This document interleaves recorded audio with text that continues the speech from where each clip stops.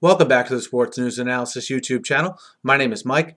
I'm continuing my Week 4 recaps and analysis. This video is for the game between the Minnesota Vikings and the Pittsburgh Steelers, which was one of the NFL's games out there in London.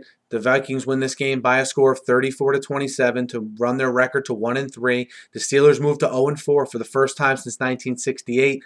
And if you know your NFL history, you know in 1969, okay, is when Chuck Noll came. And as they say, the 70s happened, and the Steelers became one of the more prominent organizations in the NFL, of course. So, definitely historical as far as the Steelers start. You have to like, though, what you saw from the offense. Roethlisberger was under pressure all day, sacked twice by Jared Allen. Okay, and they had 3 sacks on Roethlisberger as a whole from that defensive line of the Vikings. Roethlisberger hung tough, had a very productive day. I liked what I saw from him. I liked what I saw from his weapons on the outside, and I really liked what I saw from Le'Veon Bell. He had 84 yards and 2 touchdowns. Okay, in his first game as a pro. I think you saw how much this team misses a guy like that. I thought this is the best their offense has looked all season. That line is a different story. I mean, that offensive line is atrocious. It's pretty clear Mike Adams is very overmatched at that tackle position. And if the Steelers do end up with a top 5, top 10 pick, I think they either spend it on that offensive line or on the defensive side of the ball, where they got hit up pretty good today by Adrian Peterson, who had 140 yards and had a little bit of a breakout game.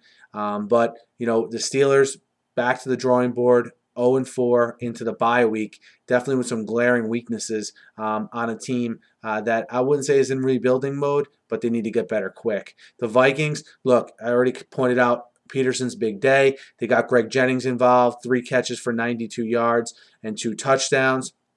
Matt Castle, over 260 yards, 2 touchdowns. You saw even Vikings after the game, saying how he commands the huddle very well. He's very vocal, sort of insinuating that Christian Ponder doesn't. So I think Leslie Frazier has a very interesting decision to make after the bye if Ponder is healthy on whether to start Ponder or Castle. But that's a decision for another day. The Vikings win. Their defense looked pretty good and opportunistic, I should say. Their secondary didn't look that good, but that front 7 did.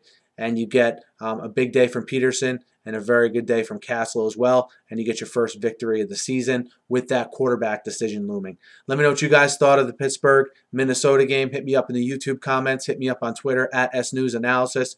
Guys, I preview and I recap every game in the NFL every week. And talk about the news of the news of the day in the NFL on this channel as well. So be sure to subscribe. Thanks for listening and have a great night.